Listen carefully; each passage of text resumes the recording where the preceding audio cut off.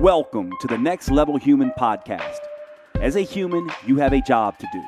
In fact, you have 4 jobs: to earn and manage money, to attain and maintain health and fitness, to build and sustain personal relationships, to find meaning and make a difference. None of these jobs are taught in school, and that is what this podcast is designed to do. To educate us all on living our most fulfilled lives through the mastery of these 4 jobs.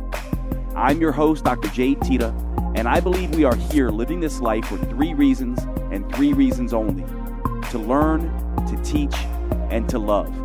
In this podcast, I will be learning, teaching, and loving right along with you. I'm grateful to have your company. Here's to our next level.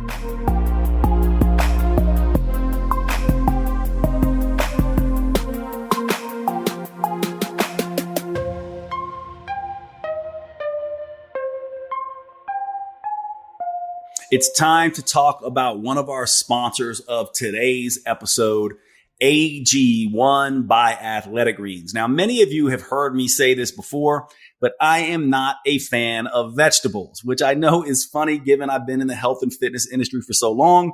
I blame my mother and father for this. When I was a kid, what they would do was essentially take the broccoli, the Brussels sprouts, the spinach, the collard greens, and just steam them. No salt, no fat, no taste whatsoever, just these bitter greens. And so I developed a distaste for a lot of different vegetables, which has stayed with me into adulthood. One of the things I've done to mitigate that is use a greens powder pretty much ever since greens powders have come out on the market. And I've tried every single one. They started out tasting like swamp water. I found a few that I really like the taste, but recently, one that I have been taking for a very long time, as you all know, I wear a continuous glucose monitor. I found that it was actually spiking my blood sugar because probably the tapioca starch in it, which some people don't respond to tapioca starch with elevated blood sugars. I was. And so it sent me on a mission to find another one. And one of my friends turned me on to AG1 by Athletic Greens. Now, I've heard about Athletic Greens and AG1 for quite some time. I just never tried it. And now that I have tried it, I have become a huge fan. So much so that I partnered with Athletic Greens and AG1 to sponsor this podcast. Now, let me tell you what happened here. After I saw that my blood sugars were spiking, my friend gave me a couple samples of AG1. I began using those and testing the blood sugar and found there was no spike. The other thing I found is that AG1 is interested in its taste profile. It's very neutral. The one I was taking before was a little sweet. I really loved it. But this one is very neutral, which actually suits me because what I found is I can actually not only take this first thing in the morning in water and have it taste very neutral, almost like there's nothing there. I can also add it into my protein shakes, which means now I'm getting double the greens that I was getting previously because I add this right into my protein shakes and it does not change the flavor of the shake at all. The other thing I realized once I started looking at the label is that this product is not simply a greens product. It also is a multivitamin, multimineral. It also has fiber, which acts as a prebiotic. It has probiotics in it, and it has functional mushrooms, which act as adaptogens in it. That's 4 different products essentially in one. And I've been taking mushrooms for some time. I stopped taking them now because now I have this in my greens. I have also taken my multivitamin and make this my multivitamin. So I'm actually saving money, and this is going to save you money as well. The product AG1 is also NSF certified. And you're going to say, Jade, what does that mean? The National Sanitation Foundation is a foundation that essentially does testing on products to make sure there are no harmful substances, no persistent organic pollutants, no heavy metals. Now, this costs money to do. AG1 and Athletic Greens has spent the money on this. They spend money on making sure that the product that you are getting is good quality without contamination in it. You might say, well, Jade, isn't this true of all products? And actually, no, it is not. If you ever follow some of the news in this area through consumer labs and other things that do testing on these products, you'll see that many of them will have trace levels of things like mercury and cadmium and lead and things like that in them because they're not doing this testing. So this is an extra piece of insurance for us. The other thing I love about this product that I learned as I was doing my research on it is that this is the 52nd tweak or adjustment they have made to this product in their existence. AG1 has been tweaked 52 times. Now you might say, well, Jade, why would they be doing that? And the reason why is because they continue to improve. We know that science is evolving. We know that it's not just about more nutrients. It's about balanced nutrients. It's about the Goldilocks effect of this. And they are constantly learning, as we all are, and then constantly adjusting their product to taste better, to be more efficient and effective in delivering the nutrients. It acts as an antioxidant. It acts as a multivitamin. It's a prebiotic, a probiotic, and an adaptogen all in one. They have mastered this over several iterations of this particular product. And so I am a huge fan right now of AG1 and Athletic Greens. And I'm hoping that you will check this out. It's time for all of us to reclaim our health and arm our immune system with convenient daily nutrition. And AG1 does that with just one scoop in a cup of water every single day. That is all you need. There is now no longer a need for a million different pills and supplements to look after your health. All you need is this particular one. It really clears the stage to simplify your supplement regime. To make it easy for you, Athletic Greens is going to give you a free 1-year supply of immune supporting vitamin D and 5 free travel packs with your first purchase. All you have to do is visit athleticgreens.com/next level. That's athleticgreens.com/next level to take ownership over your health and pick up the ultimate daily nutritional insurance. Check out AG1. I love it. I know you're going to love it. And I'm so happy that they are on board to sponsor the podcast as well. Thanks so much. Check out AG1, athleticgreens.com/next level. And let's get back to the show. Jade, you and I have had a lot of conversations about why each of us do or do not want to be in a relationship and why humans in general want to be in relationships. We had a really interesting conversation about this last night. We were like, why are we not just hitting record on this? I know. We should be like, every time we sit down and talk while you're here, we should be recording it. It's like hours and hours and hours of data. and you know, it's funny. It's not just so everyone here. It's not simply because Emily and I think we're saying anything so profound. I think it's just that we're saying things that are so different that it would be interesting if everyone listening right now could be in on the conversation, because it's so not the normal conversation. And I want to say too, actually, I don't know if we've ever addressed this publicly. You and I have never been involved romantically. Yep. And we have no sexual energy between us whatsoever. Yeah. Sibling energy. You're my brother.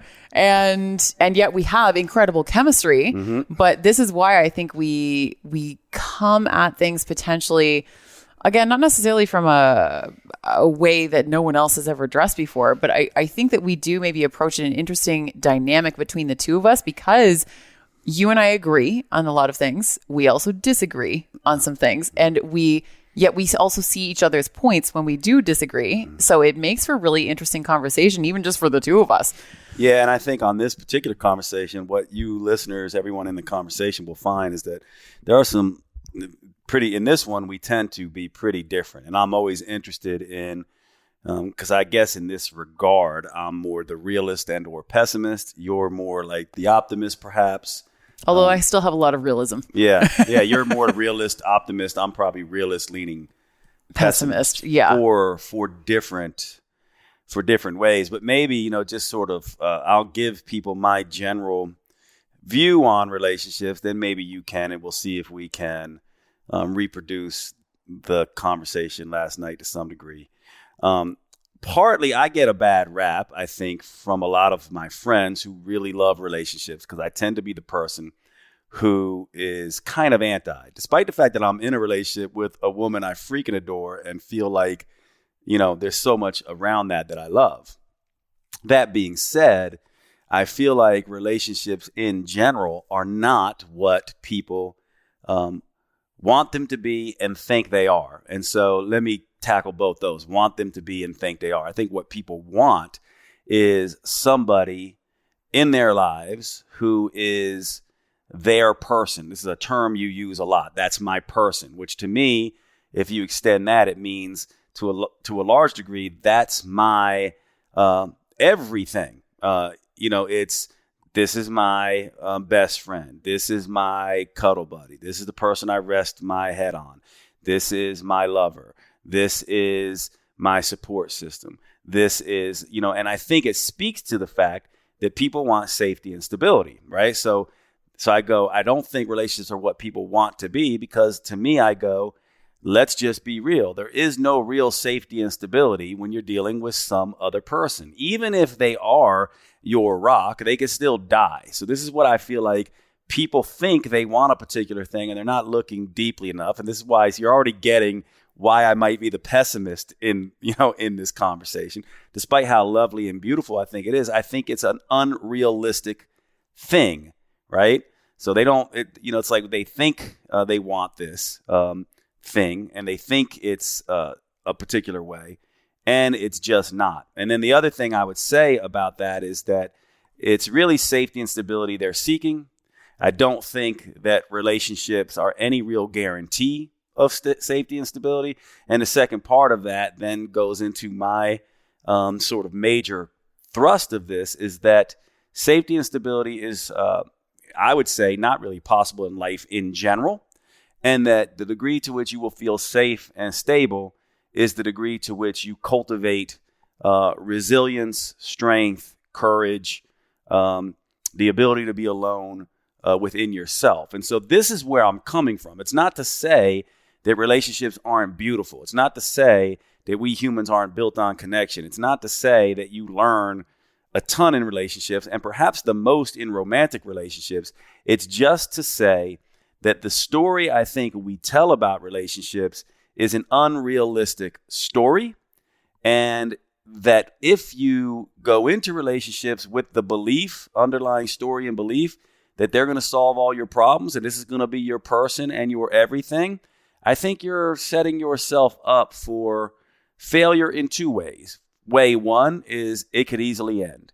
And way two, even within the relationship, even if they are your quote person, my pet peeve, I don't like that term, but even if they are, and even if they are perfect in every way, and even if they do give you the greatest degree of safety and stability one can have, you still, this relationship is going to go on. If you're one of these people who's like, I want this forever thing, and you still have to live your life, learn your lessons, and still come face to face with the difficulties of life. And no one can do that for you. And at the end of your life, you're going to have to die alone. Even if they're there holding your hand, you have to cross whatever it is that we do at death alone. So to me, I just go, why are we continually trying to outsource our sense of worthiness and our sense of growth and all of that to someone else? And so I'll stop there. That's my general view on it, despite the fact that I think it's lovely and one of the more beautiful, if not the most beautiful aspect of being human. And interestingly, I agree and teach every single thing you just said. So we do actually approach this very similarly. But you asked me last night why I wanted to be in a relationship, because we were talking about how the reasons that most people give for wanting to be in a relationship, and some of the conversations that you have had in particular with people, and not really understanding their viewpoint, but not agreeing with their viewpoint on that. And you asked me why I want to be in a relationship. And I said, and I was like, you need to hear me out on this, because this is not going to go the direction that it is going to sound like I'm taking it. So I'll try to explain this again. I have spent potentially a larger portion of my life alone than a lot of people. Yes, I was in a very long-term relationship as well, but I'm an only child. I spent an enormous amount of my childhood on my own. Even when I was in a long-term relationship, I spent a lot of that on my own. And in the 4 years since that particular long-term relationship, I have spent a lot of time on my own, like far more than ever. And I also really enjoy being alone. I enjoy my alone time. I require my alone time. And yet I have done so much work on myself, like the inner work, over my entire life, but particularly over the last 4 years, especially. You have witnessed me through that in a lot of it. And you have seen how much work I have done. And I have reached a point where I almost sometimes hit levels of a tiny bit of frustration, not sexual frustration. That's not what we're talking about, but frustration in the sense of I can sense so much more in me that I know I may not be able to access without the help of another person in deep romantic relationship with, because humans are wired for connection. Absolutely. And we also heal, and we need to heal on our own, to do our healing work on our own, and continue to do our healing work on our own, no matter who we're with. But also we heal in relationship too. And there are aspects of ourselves that we will not meet until they are mirrored back to us in the context of a relationship. Again, particularly a romantic relationship, because it's much more intimate. It's much more vulnerable. People see sides of us that maybe our just platonic friends would not ever get to meet. So when those aspects of ourselves are presented back to us, we then have a choice as to what we want to do with it, or why this particular thing is coming up, or why this is triggering me. Why am I having this reaction? Why isn't this triggering me? All of these different things that we get to tap into, that there are parts of that I just can't find by myself. Like where I require another human in very close connection to me to be able to point some of that out. And this is where you also want to get involved, obviously, with someone who is growth oriented. To me, that's a very basic requirement for anyone that I end up with. But you have to be willing to do that work. You can't just want a relationship for the sake of filling a void. Wanting a relationship to try and make yourself feel better, to make yourself not lonely, you'll still be fucking lonely. There will still be many moments. The average human feels lonely 48 days per year. And most people hear that statistic and they're actually kind of flabbergasted, because in our loneliness is subjective. So loneliness is only what we make it to be in comparison to how connected we think we should be and where we think we're lacking. But it's a completely subjective experience. Jade, you and I could each spend the exact amount of time alone, and one of us might feel lonely, the other one might not. And it's totally subjective. So we have to get into relationships for the right reasons. And I think that, similar to your point, if we are looking to just outsource aspects of ourselves or hope that we will feel safe or stable with someone, safety and stability, by the way, is still a core foundational element to any healthy relationship for it to thrive. And for each party and for the relational entity to be able to grow and flourish. But that safety and stability still has to come from within. We can't just be putting that into someone else and hoping for the best. And I have lived out moments where the rug was pulled out from under me, where I thought that my safety and stability lay with that other person, and then it was presented to me in very harsh ways that it did not. And that I had to create that from within and to build that foundation within myself to make my relationships stronger as a result, but to know that I always had my own back at the same time. Yeah. Well, first of all, I don't know if you guys can hear, there's a construction going on downstairs. These mics, though, are very good about blocking out other sounds. So you may not be hearing it at all, but if you do, I apologize about that.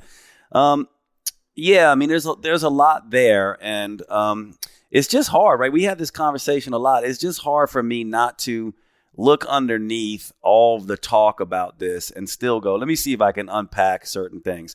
I still go, you're not going to find safety and stability in a relationship if you haven't found it within yourself to a degree. This, to me, is one of the core things. So people might be looking for that. And I even think like this idea of like, oh, well, I've had a rough time. I didn't feel safe and stable with my dad. I didn't feel safe and stable with my mom. I didn't feel safe and stable with my siblings. I was bullied. Whatever it is that didn't make you feel safe and stable. See, I think what happens is people go, well, that's why I want a relationship. And I go, and that's exactly why you probably shouldn't be in a relationship, because until you can weather the storms of life in a way that allows you to not, feel so torn by outside influence. Because what happens is, if that's what you're doing, you're going to get into the relationship, and without you knowing it, you're going to put way too much on your partner. And then that is going to set the relationship up for failure to begin with. And my whole thing is, that quote that I always like to lose: if you see life as a battle, you will find, wars or skirmishes everywhere you go. And if you see life as unstable and unsafe, you're going to go into a relationship and you're going to tend to see it that way, whether it is or not. And then you're going to continue to project that. And the only way you get over that is by doing the hard stuff alone. That's the first thing that I will say there. Now, I agree that relationships are incredibly growth oriented, and I agree we're built for connection. But here's where I'll challenge everyone, and where I tend to challenge you. I don't actually think, even though I do believe they are one of the best types of relationships we can have, and I do believe you can grow in specific ways you can't otherwise because of the intimacy you talk about, I don't think they are required. What I think is required is connection. There's no question about that. We are pack animals in a sense. We absolutely need human connection. It is a mistake in my mind to assume we need romantic connection. There are many people who do amazing things and live amazing lives without romantic connections for many, many reasons.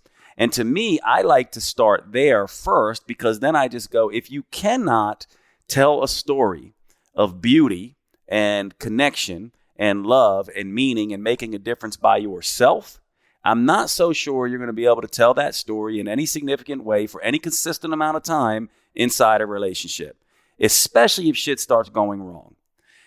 And to me, the worst fear I would have for anybody is to go into a relationship and experience the kind of thing that you experienced and what I did to my wife that I was married to, that where basically they're living a life thinking things are safe and stable. Meanwhile, there's things going on behind their back, manipulation behind their back, manipulating their reality, and the rug is pulled out from under them. And to me, I'm like, you're setting yourself up for that. And that can happen anyway, because the rug can be pulled out from you. Your husband, wife goes out for a drive, is killed in a car accident, and they're gone. The rug is pulled out from under you. What are you going to do then? And to me, that's ultimately what I am essentially saying here. And I know I'm somewhat repeating myself here, but to me, it's so important.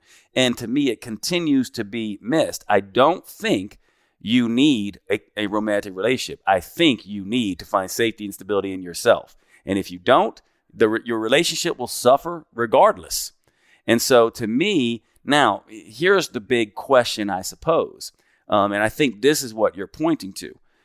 If I'm in romance, maybe I'm far more likely to find that. And that's the part I just disagree with. I go, you're likely to grow in ways you couldn't grow otherwise, but not in that way. There is no way in my mind. And by the way, this is a conversation. It's just my opinion. This is why I like to talk to Emily, because she'll push back on this perhaps. And maybe all of you listening would be like, I just don't agree with you, Jade.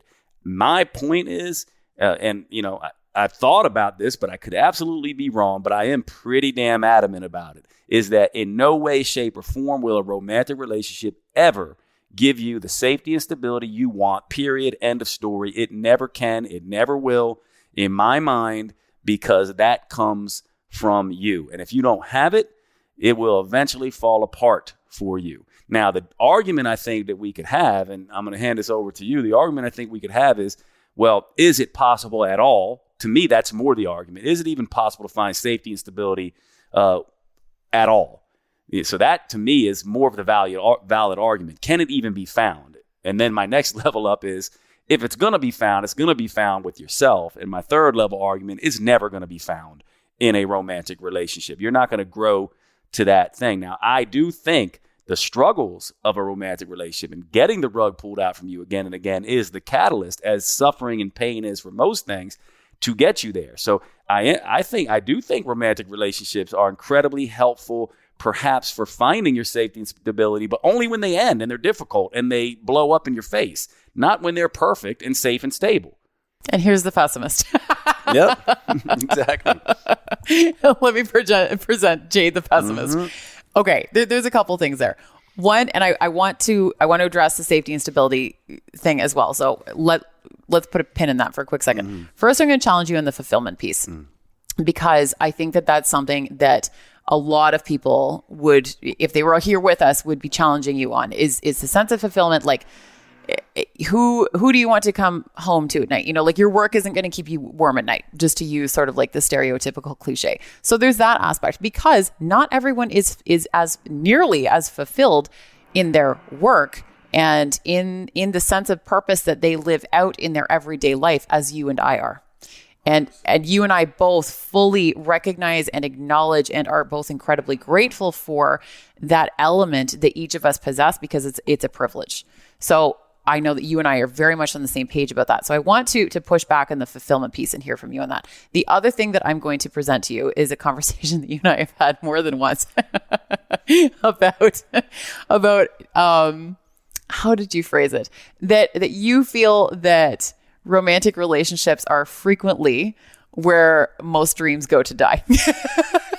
And I have pushed back on you about that a lot, and I continue to, because I'm like, okay, if there are these aspects of ourselves that we cannot access without romantic relationships to get us there, regardless of which way it comes through, whether it is as pain or whether it is as having the experience of being deeply loved by another human, even if that stays together and continues over the long term into a beautiful relationship that has an enormous amount of longevity and happiness and healthy, fulfilling connection within it, that experience can help to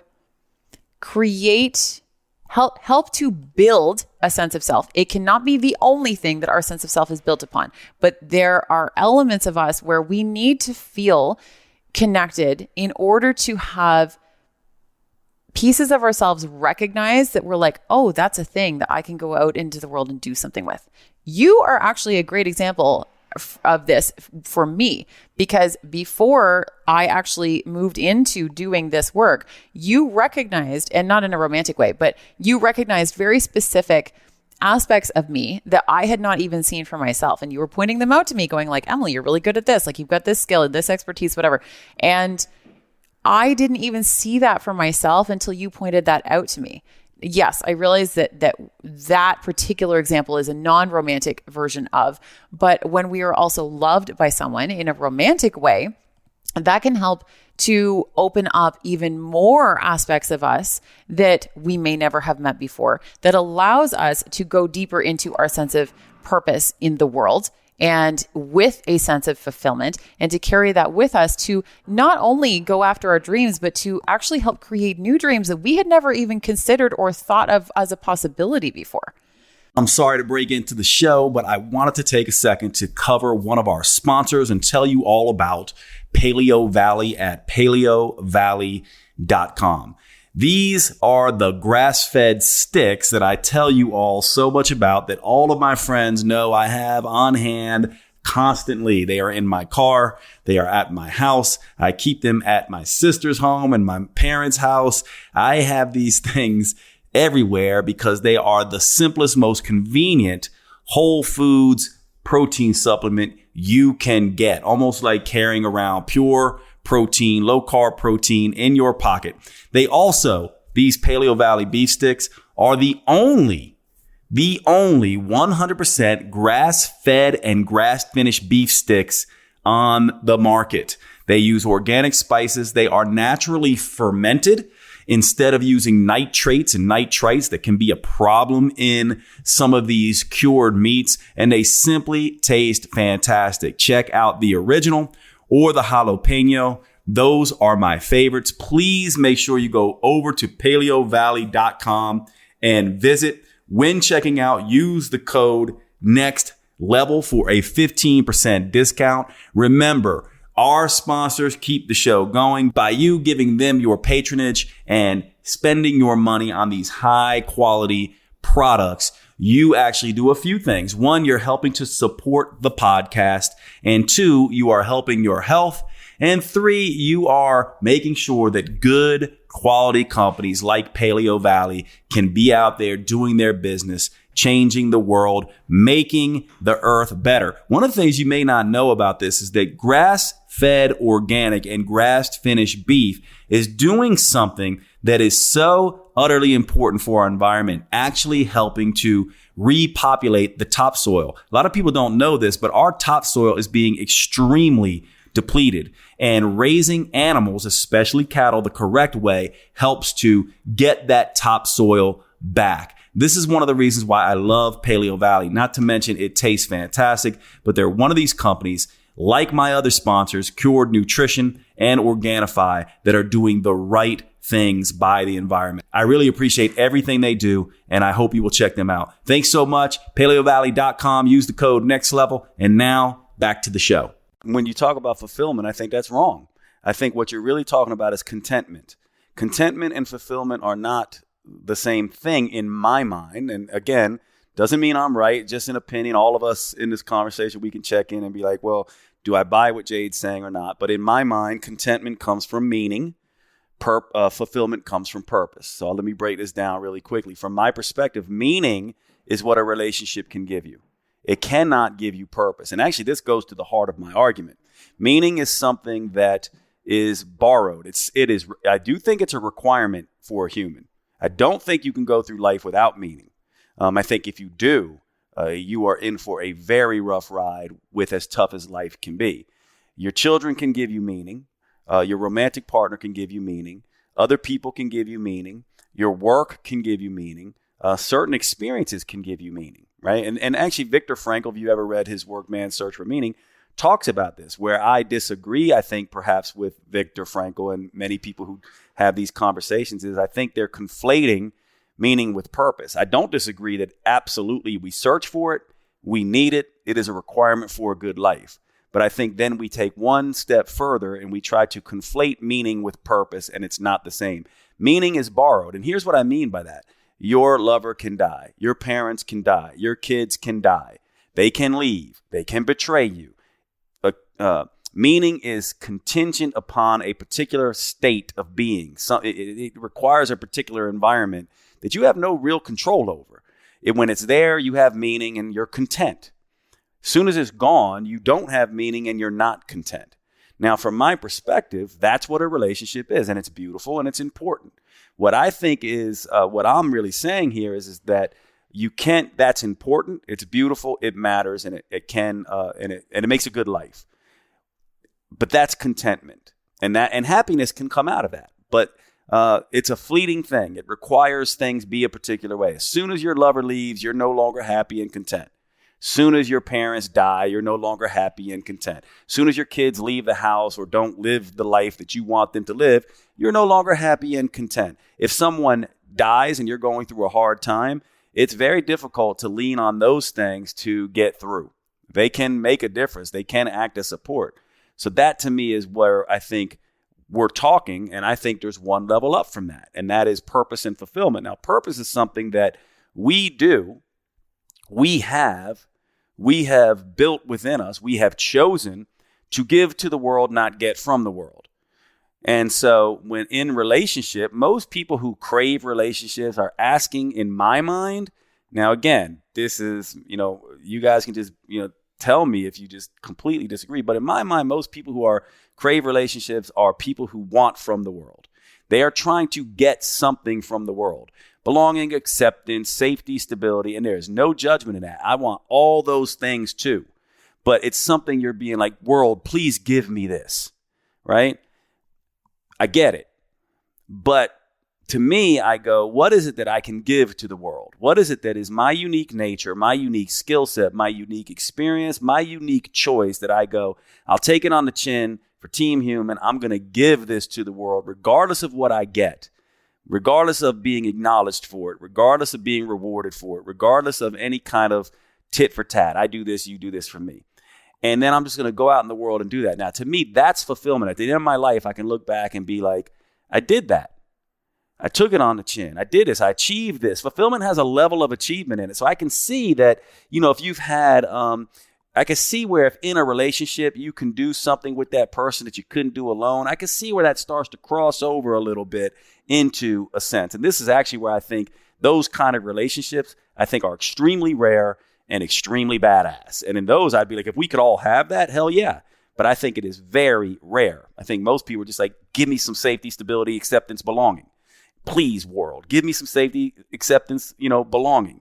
And I go, how about you take a step back and you go, what is it that I'm really here to do? I'm not here for orgasm and rainbows and cuddles and a roof over my head. I'm here to make a difference to the world.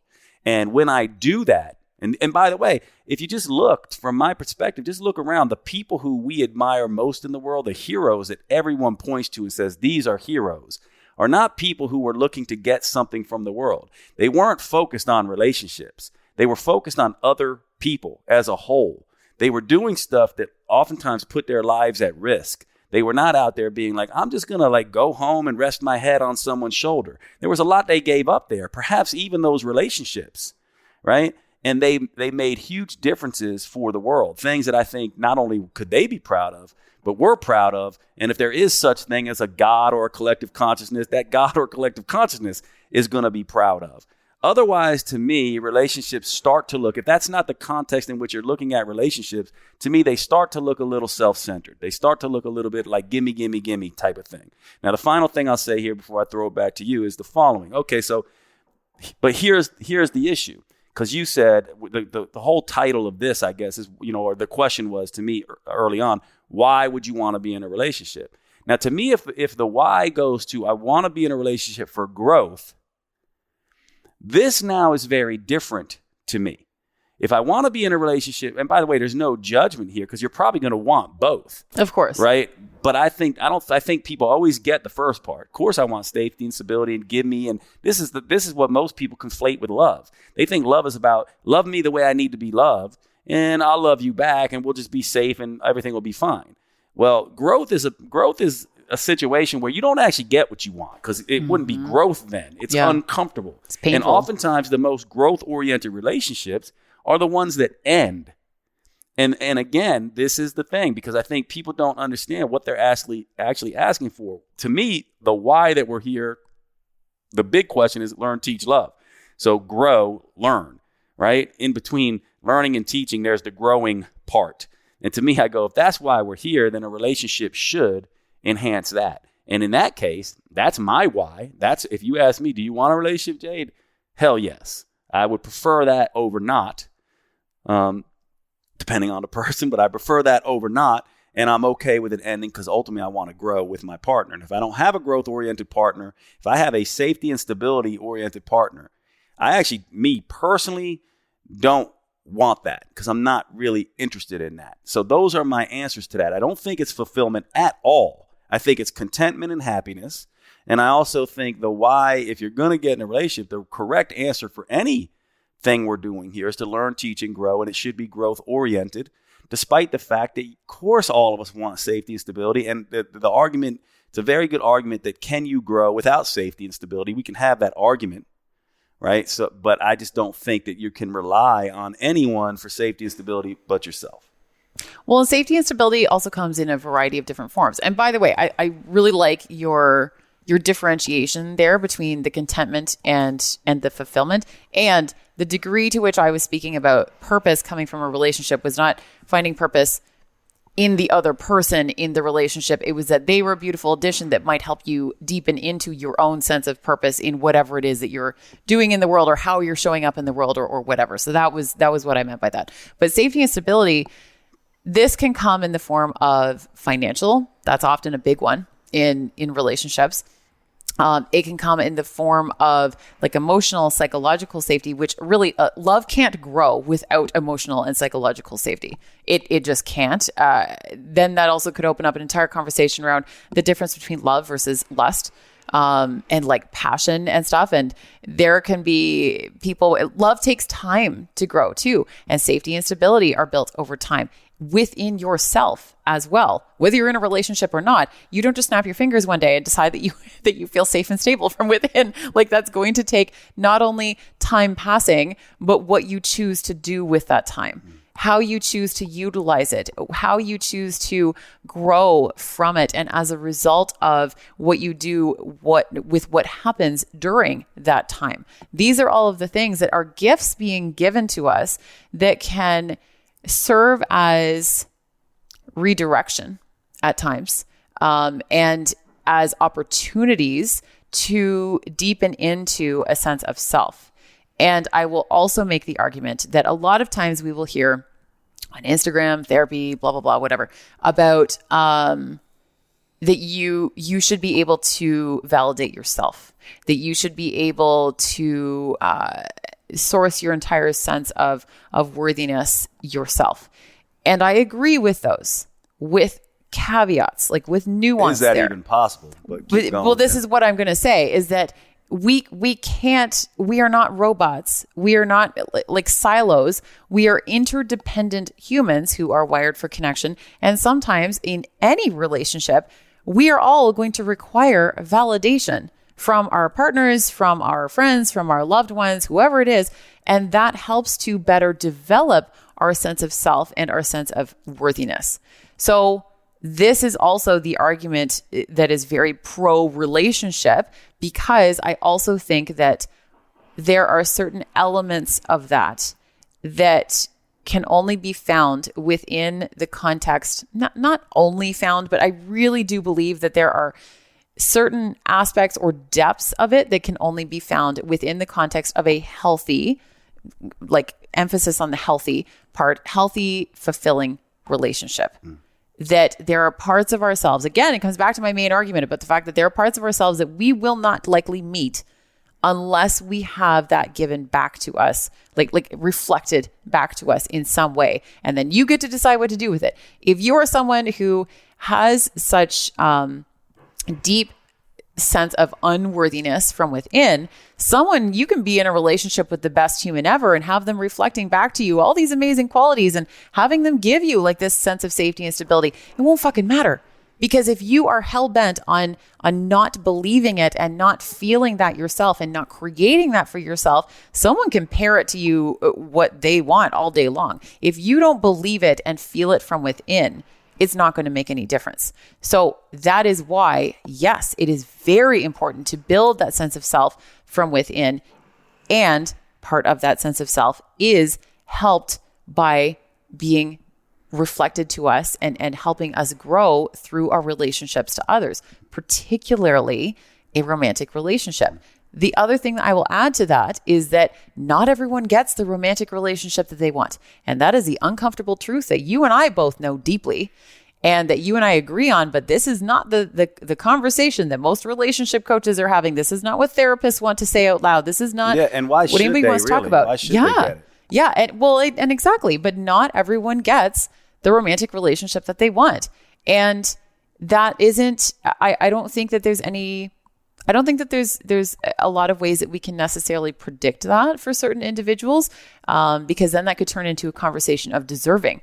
I know how you feel about deserving, so we can talk about that too if you want. That sure, like we could argue that everybody in the world deserves a relationship. What does deserve even mean? That's like a whole conversation in and of itself. But deserving does not equal getting.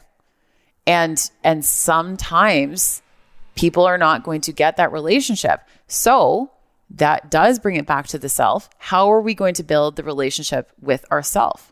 How are we going to create that sense of safety and stability from within? And I know you and I both feel that way. Like, yes, it does still have to come from within. And I still think that there are elements of us that we may not access without these romantic relationships in our lives at some point or another. I want to jump in real quick and tell you about one of my favorite new products. And to start out, I want to ask you a question. If you had to follow your friends around who are not the healthiest in the world and see what they are doing, what would be the number one thing you would probably tell them to do to start? For most people, that's going to be drinking more water, right? This is something that we talk about all the time in health and fitness. It's almost as if we think of it as an afterthought now, because obviously water is so crucial. However, we oftentimes get this wrong. For example, did you know that when it comes to hydration, just drinking water can make things worse. Most people don't know this. Why? Partly because most people are over drinking water and under consuming the electrolytes that help water do its job. What we don't realize is that hydration is not just about water. It's about electrolytes, the minerals in there, as well as getting that water into the cells. And so you do not want to be over consuming water if you're not getting your electrolytes right. And this opens up a whole new discussion because most people are not getting their electrolytes right. For example, did you know that low sodium, too low sodium, is an issue? Just as much, if not more so, than high sodium. In other words, what we want if we're going to get the right electrolytes is to get the right amount of sodium and potassium and magnesium in the Goldilocks zone. We don't want too much. We don't want too little. We want it just right. This opens up a whole other thing here too, because people who are exercising, doing sauna therapies, doing low carb diets are disrupting and losing lots and lots of their electrolytes. For example, when insulin is not around in low carb diets, you will excrete lots of sodium. In other words, under that state, exercising, low carb diets, all these things, you actually need more sodium. And so if you're somebody who's been just drinking water, not paying attention to electrolytes, and also feeling fatigued, feeling like you're underperforming, not sleeping right, getting cramps, twitches, headaches, any of these things, then you are probably dealing with an electrolyte issue. This is where the product Element comes in. This product has been a game changer for me and many of my patients and clients. This is a rehydration electrolyte beverage, basically. It is a powder of electrolytes formulated with 1,000 milligrams of sodium, 200 milligrams of potassium, and 60 milligrams magnesium without the added sugar and other nonsense that comes in beverages like Gatorade. This stuff is basically a rehydration beverage on steroids. It is the thing that is going to replenish your electrolytes in the right ratios, decrease fatigue, really correct chronic dehydration. And by the way, many people are dehydrating themselves, becoming hyponatremic, low sodium, when they're consuming too much water. You need your electrolytes on board, especially if you are someone who is losing lots of sodium and other electrolytes through low carb diets and lots of exercise. This is where Element comes in. Element is a new sponsor to the Next Level Human podcast. I cannot recommend this product enough. I have been using this stuff for months now, and I have immediately seen changes in my energy levels. I feel like I'm operating on a whole other level, and I have seen this as being the primary thing that people who have been using Element have been telling me, that their fatigue is getting better, especially fatigue that comes after very intense workouts that involve lots of sweating and lots of intense output from the nervous system. Please check out Element. Use the code NEXTLEVEL. DrinkElement.com. That's DrinkElement.com. DrinkElement.com. And let's get back to the show. And I would say that, again, I mean, you and I have these subtle differences, but this is a place that we'll probably likely always sort of disagree. And I think most people are going to side with you because this is like, that's the more cultural. But I go like this. I'll reframe it. I agree in a sense. I just don't think it's romantic. I think it's intimate relationship. I don't think, because I'm like, okay, so what's the only difference in a romantic relationship is that you're having physical, intimate contact. You know, it's a sex relationship. Now, I think what you're pointing to is you're essentially pointing to there's something that happens in that with security issues and everything else that no one else would see, that you can only grow in that particular way. And that's perhaps correct. But I think it really comes down to an intimacy type of relationship. For example, we're not intimate. I'm glad you pointed that out in the beginning because it speaks to this. Yet you have said to me, and you just said here, that you've gotten aspects from me in terms of my belief in you, the fact that I see your power, the fact that I believe in your dreams, the fact that I would support you in those dreams. You've gotten aspects for me, and that connection, that's a level of intimacy. That's not sexual necessarily. So to me, again, I go, we conflate these things. Intimate relationships, I would agree, absolutely.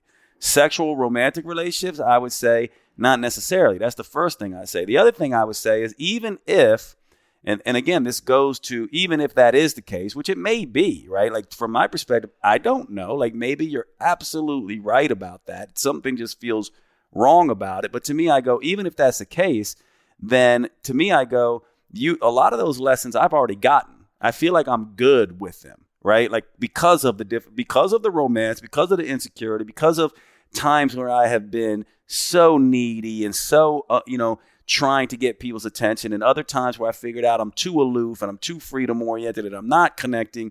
And like a lot of those lessons now, I'm like, I don't know that I really need to rehash any of those. Now, I can't know for sure if there's going to be things that come up. So what I'm, in romance again, but what I'm getting at is that, okay, so even if that is true, because here's the story, meet my person, live happily ever after.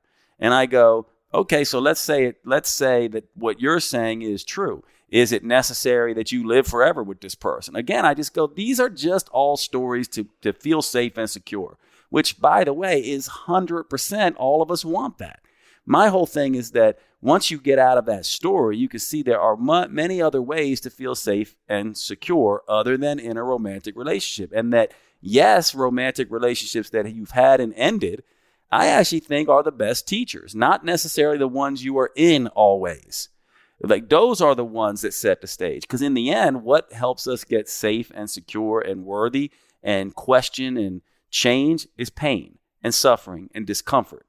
And so I guess my main argument is not about relationships really at all. It's the fact that people want to get in a relationship and just ask ourselves the question. I have been here too in my life. What you're really saying when you think about this is, someone's sitting on the couch with you with your head on their lap and they're petting your head and you're just like, this is my home. I feel like at home here. That's really what it is. And of course, that's beautiful. Who would not want that? The fact is that life might not have that in store for you, and that might not be your lesson. And to me, I'm all about telling the right stories. Some of the happiest people I know do not have relationships and died alone in their 80s or 90s. And some of the happiest people I know have been in relationships and then their partner died and they died happy in their 80s and 90s. And some of the happiest people I know have had relationships. So I just go, I don't see that the relationship has anything to do with it. Something about the life that person lived and the growth they had got them to this transcendent state. To me, I see it as a cherry on top. You need the sundae. I don't think you need the cherry on top. And I think that's what people perhaps miss. Now, I think an argument could be made that, having the cherry at one point to understand what it's about and to have the experience of it and to grow from it might be a requirement. But then I ask myself, what about people who are born in wheelchairs and have no sexual, no romantic ability, no ability to connect with people on that? They're still going to have intimacy. They're still going to, and they're still going to grow, and they're still going to live amazing lives. So when I think about stuff like this, I go, yeah, it doesn't make sense, because I just go, what about all the people who cannot experience life in that way? Many of those people, live arguably happier lives. Maybe we could say many of them live more difficult lives. But again, I just go, it's sort of like this whole thing, like, aren't we lucky that we even get to talk about a place where we get to have relations? Some people never even get to experience that stuff and live happy lives. So how can it be so important if that's the case? Well, and I agree with you about the cherry on top part too. Like, despite everything else that I've said, I agree with you about it being like the cherry on top. Like, how can you create a beautiful, fulfilling life for yourself without that necessarily? And then that can become a beautiful addition as opposed to the filling of a void.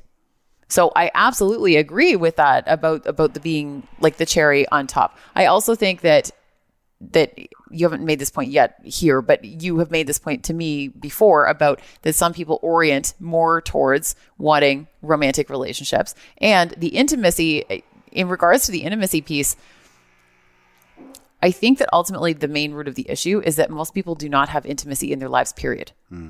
Most people are going through life incredibly lonely, disconnected from others, from sense of self. They don't know how or to connect with other people. They don't have the right people coming into their lives to connect with. They don't know how to communicate.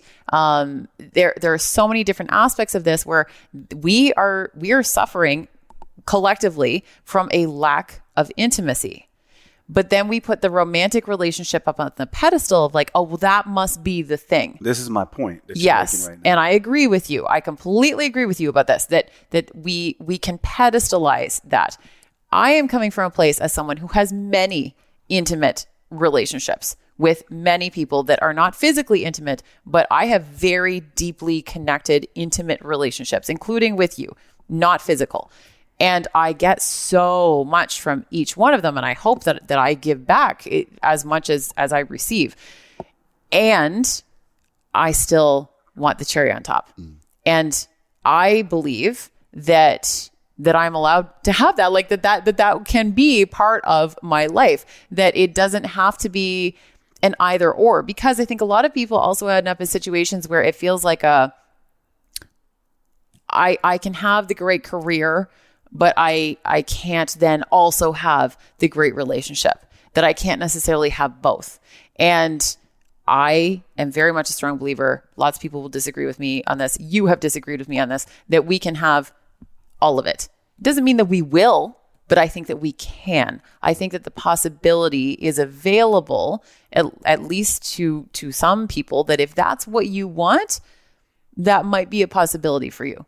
Doesn't mean you'll get it, but it means that it is reasonable that you could potentially have it. Yeah, in the same way that it was possible, perhaps at one point, that I could be Tom Brady, an NFL superstar. The fact, it's possible. Yeah. And some people have it. I just think it's fairly lucky. And I do think, I'm a realist. This is the realist part of me that goes, we set our tasks. At some point, you have to kind of go, I'm not going to be a superstar singer. I love music. Maybe I'll end up teaching music, but I'm not going to be Mariah Carey or someone like that. And I think this isn't a point with relationship. But I will say this, and this is where you'll see some of the optimist side of me come out. I look at it like this. You said something very important. I go, everyone and anyone I talk to, I would say, what is it that you want? And if you tell me that I want a deep, loving, romantic relationship, I'm fully in support of that. As a matter of fact, I think I can think of few more beautiful things than that kind of relationship, to be honest with you, right? It's just beautiful. And I also think in the same way some people go, I want money in a business I could call my own. I think that's a beautiful thing. I think those things take a lot of work. And I do think there are people out there who can do the work in all areas and, their life looks like that. I do tend to think, perhaps very wrongly, but I do tend to think that in life, if you're not focused, you're fucked. And certain things take a lot of focus to build. And there are gives and takes. And there are things you might have to give up if you want certain other things. But certainly for me, I look at romantic relationships like that. I look at it like prioritize, like to me, I go, absolutely, this can be and is beautiful. And if you could have it, why wouldn't you want it? I would want it, right? Like everyone would want it. Like if we could have that, I guess I just go, where are my priorities? What do I want more? What I want more, what I want most is to grow and get the lessons I need, even if those are painful. And even if it means I don't get to have romance, I'm more attached to that than this romantic relationship. I also sort of go to this place where I'm like, I want to do something for the world. And the degree to which me being in a romantic relationship makes that more likely is the degree to which I crave a romantic relationship. The degree to which a romantic relationship would make that less likely is a degree to which I would not want one or discourage people from doing it. And this is my comment about, relationships are often the place where dreams go to die. I don't mean that in a negative way. And by the way, there's no judgment. Life is hard. there is zero judgment on this from my perspective. Like, I see why people go into relationships and just want to cuddle up there. I'm just not that kind of person. And I also feel like at the end of our lives, most of us, I believe, I could be completely wrong about this, I think most of us are going to feel more fulfilled if we lived lives on our terms, found out what we were capable of alone and or with someone, were challenged in ways, rose to the occasion. I really do think most people, but maybe that's just Jade. But and that's what I mean when I say relationships are the place that a lot of dreams go to die, because I think life is tough, and some people, most people, I believe, I could be completely wrong, simply go, I'll take the relationship, I'll take the contentment and meaning, I won't take the purpose and fulfillment, I'll take the contentment and meaning, and that's going to be my life, and I'm going to love that. And to me, I go, cool. There's zero judgment. In fact, I'm kind of jealous of you in a way, because it's beautiful. Like, it's just that own it then and realize, what actually you're doing. I'm the kind of person that just goes, let's focus on what's really happening here. Because to me, the problem is culture has said to us, we write stories. We are all brainwashed to some degree. The books we read, the stories we hear, all the things. And my only thing is just question, just have a deep question about this relationship stuff. So you don't wake up at 40 or 50 or 60 or 70 or 80 and be like, what the fuck did I just do with my life? That's all I'm really saying. Other than that, I'm like, hell yes, it's amazing. It's beautiful. But also I'm thinking about all the people who might be listening to this, that they're asexual or they don't have sexual function, or it's just not something that's available to them. I mean, think about these incel guys who are these involuntary celibates who are putting relationships at a place in their lives where they're so anxiety ridden about it. Now they just hate women. And I just go, that's a lot of energy to be using base level behavior and being destructive in the world when these guys probably have something when they're at their next level human self. I refuse to believe as destructive and dysfunctional and dangerous as these people are, I refuse to believe, and if any of them are listening to this, I mean, I hope they see that they are capable of something beautiful and powerful in the world. And whether they have a romantic partner ever or not, they can do something gorgeous for the world, or they can just be assholes and hate people just because that story that they told themselves that they have to have that. And this goes into conversations about men, but I think that's where I would essentially leave this from my perspective. I don't know what you want to finish up with there, if you want to keep going, because we could go on and on with this, but I guess just to say, I think it's beautiful too. I think if you want it, I want you to have it. And I think it can be incredibly beautiful. I just want humans to realize that fulfillment and joy and purpose don't come out of relationships. They can come, they don't always come out of relationships. I think that they can.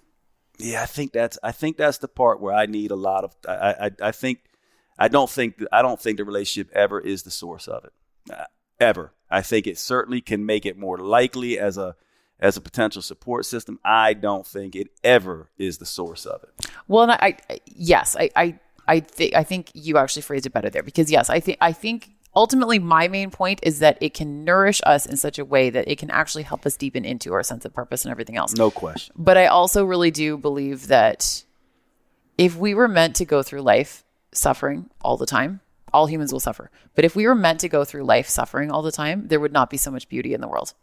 And that we do still need to approach things with a critical lens in everything that we do, to really dig into what are the stories that I'm holding about this? What are the beliefs that I'm holding? What are the assumptions that I'm buying into that may not necessarily fit me? And a lot of people I talk to, myself included, sort of fell a little bit into the trap of the white picket fence life and the well, this is just what you do. Like you graduate high school, you go to school, you get a job, you find the person, do the white picket fence life, the 2 kids, the minivan, whatever. And I just want to extend the option to people to challenge that. And there is a lot more of that happening. People are stepping into different types of lifestyles and being much more accepting of both finding and creating something that actually works for them and actually feels good to them, as opposed to feeling like they need something. Because I think you're right. A lot of people want a relationship because they assume that that's what they should have, or what they should want, or they're being pressured every time they go home to family to visit. It's like, why don't you have a boyfriend yet? Like, if it's those types of things, and that can be hard to resist. We kind of get taught that peer pressure ends in high school. Peer pressure does not end in high school, and it comes in a variety of different ways. And frankly, I think it's sometimes even worse as adults, because it's these long held cultural beliefs that run deep. Like, this shit runs deep.